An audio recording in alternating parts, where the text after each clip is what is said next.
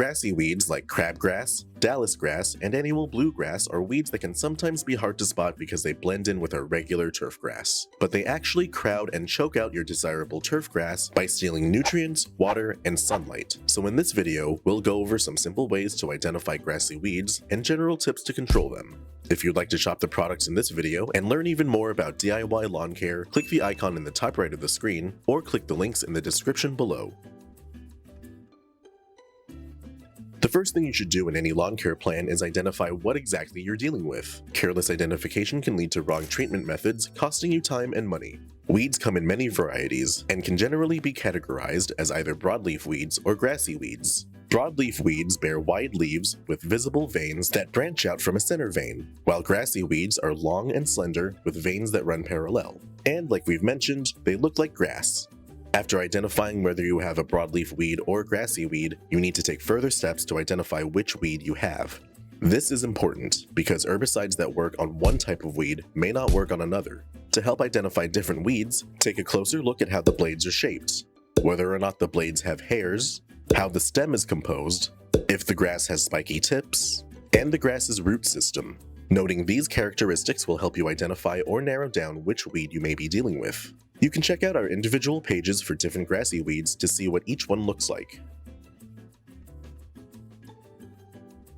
Inspection is the next phase of any good lawn care plan. Once you know what your weeds look like, check around your property to confirm their presence. In order to find grassy weeds among your lawn, it can help to know what kind of turf grass your lawn is composed of and what it looks like. If you live in a cool season region, your lawn could be made primarily of Kentucky bluegrass, fescue, or even ryegrass. If you live in a warm season region, you most likely have St. Augustine grass.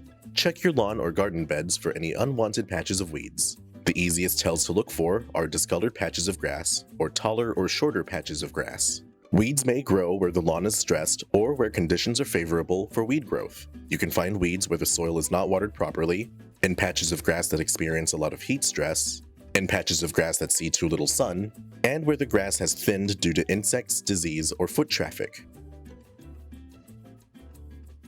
Before starting any treatment, be sure to wear your personal protective equipment or PPE, especially when handling any chemicals. Keep all people and pets off the treated areas until dry.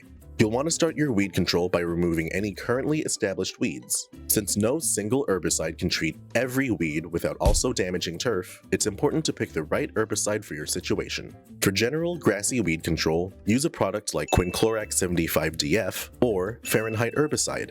Both of these are selective weed killers, meaning they'll kill targeted weeds without harming the surrounding turf. However, both products can only be used over certain turf grasses. We recommend you use Quinclorac 75DF over cool season grasses like bluegrass, fescue, or ryegrass. This will damage warm season grasses like St. Augustine grass, Bahia grass, and centipede grass. Use Fahrenheit if you live in a region with warm season grass. If you're using Quinclorac, you'll use the labeled rate of 0.367 ounces in 1 gallon of water applied over 1,000 square feet of treatment area. If you're using Fahrenheit, use a mixed rate ranging from 0.09 ounces to 0.27 ounces in 1 gallon of water applied over 1,000 square feet. The exact amount of Fahrenheit you'll need depends on your targeted weed.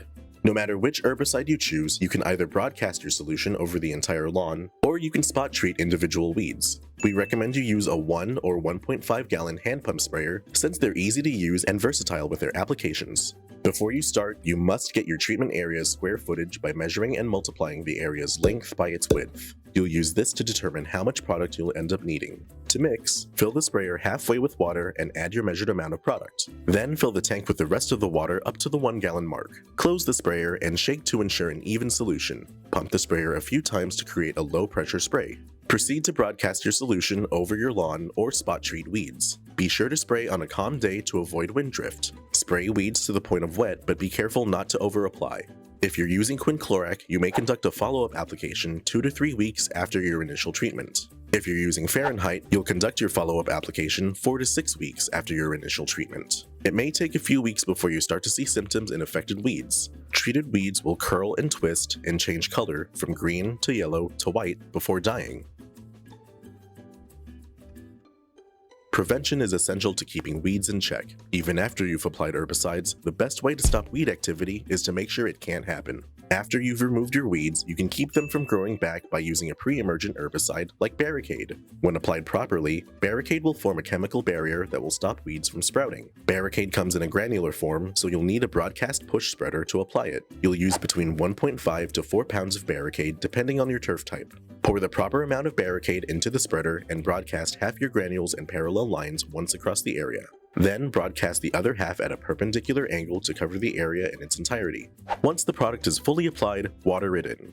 Most effective control can be achieved with at least half an inch of water within 14 days of application.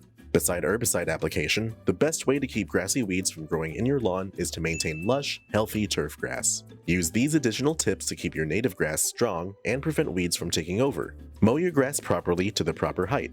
Taller grass encourages deep root growth, which will strengthen your turf and crowd out weeds. You want your grass blades to be 3 to 4 inches tall, so adjust your mower accordingly.